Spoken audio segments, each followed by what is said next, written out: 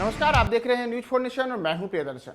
बिहार गंभीर बाढ़ के खतरे की संभावना को देख रहा है। जी हां, यह इसलिए क्योंकि बिहार के सीमावर्ती जो देश नेपाल है वहां पर इस कदर बारिश हुई है कि बिहार में आने वाली दो प्रमुख नदियां गंडक और कोसी दोनों उफनाने लगी है। अनुमानित रूप से आज शाम तक बिहार की इन दोनों नदियों में करीब 12 लाख क्यूसेक पानी एक साथ आ जाएगा, जिसके बाद बिहार के करीब 1.5 दर्जन जिले ऐसे रहेंगे जहां की गंभीर स्थिति बाढ़ की हो सकती है। तो ऐसे में बड़ा सवाल है कि आखिर सितंबर के इस महीने में, जबकि अब सितंबर भी अपने अंतिम दिनों में है, 28 सितंबर आज हो चुका है, तो बिहार में बाढ़ का ये संकट क्यों आया है। तो दरअसल हम आपको बताएं कि बिहार में जो बाढ़ का संकट है, जो आप इन तस्वीरों को देख रहे होंगे, वीडियोस को देख रहे होंगे, जो कि कोसी बराज का है, गंडक में जो पानी आया है उसका है, तो सुपौल से लेकर के वाल्मीकि नगर तक के पूरे इलाके में जो गंडक और दूसरी नदी जो कोसी है,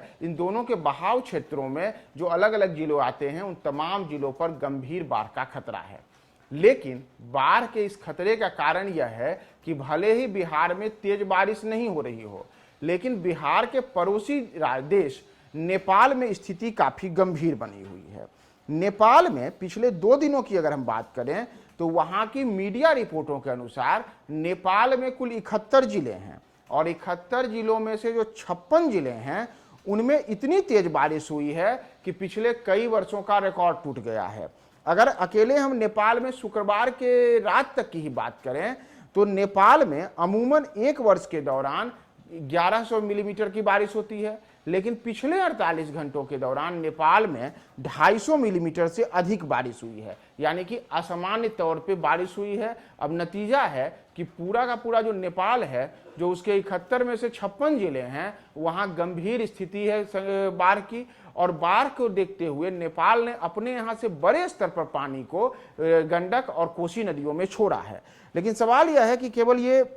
गंडक और कोसी नदी नहीं है, बल्कि नेपाल में भारी बारिश हुई है तो इसका बड़ा असर बागमती, कमला, अवधारा सहित जो अन्य तमाम नदियां जो कि नेपाल और बिहार के रास्ते आती हैं, इन तमाम नदियों पर पड़ेगा। और स्थिति होगी कि चाहे आप बात करें गंडक की या फिर बागमती की, कोसी की या फिर कमला बलान की या फिर गंगा नदी की, ये तमाम नदियां अगले 48 से 72 घंटों के दौरान इस कदर उफना सकती हैं कि बिहार के बड़े स्तर पर जो जिले हैं उन तमाम जिलों में गंभीर स्थिति बाढ़ की देखने को मिल सकती है। विशेष करके जो पूरा का पूरा उत्तर बिहार है, उसके ऊपर वर्षों बाद इस प्रकार का संकट देखने को मिल रहा है, जब उसके कई जिले एक साथ सितंबर के अंतिम दिनों में बाढ़ का संकट देख सकते हैं। दरअसल बिहार में जो बारिश होती है, उस बारिश में जून के महीने से मानसून की शुरुआत होती है और सितंबर को माना जाता है कि यहां मानसून की समाप्ति का करीब करीब अंत रहता है और अक्टूबर में तो मानसून बिदागरी हो जाती है।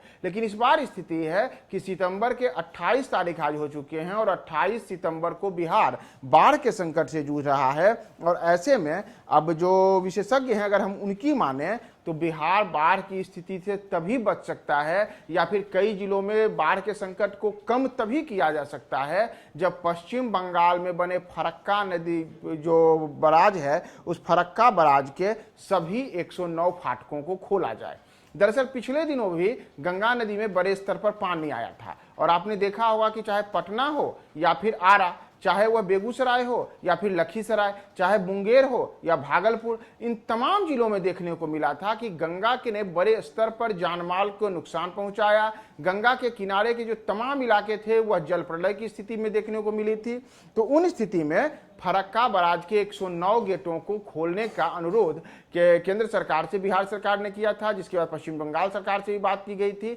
और तब जाकर के गंगा का पानी पिछले एक सप्ताह के दौरान बड़ी तेजी से वहां से फरक्का बराज से बाहर गया, जिसके बाद गंगा के जलस्तर में इन दिनों कमी आई है। लेकिन अब एक बार फिर से बिहार गंभीर बाढ़ के खतरे की ओर बढ़ रहा है। तो ऐसी स्थिति में अगर फरक्का बराज को नहीं खोला गया, अगर उसके 109 गेट जो फाटक हैं उसे नहीं खोले जाते हैं, तो बिहार एक बड़े स्तर पर जल प्रलय को झेल सकता है। तो ऐसे में अब देखना होगा कि क्या बिहार को बचाने के लिए बिहार की नीतीश सरकार और केंद्र की मोदी सरकार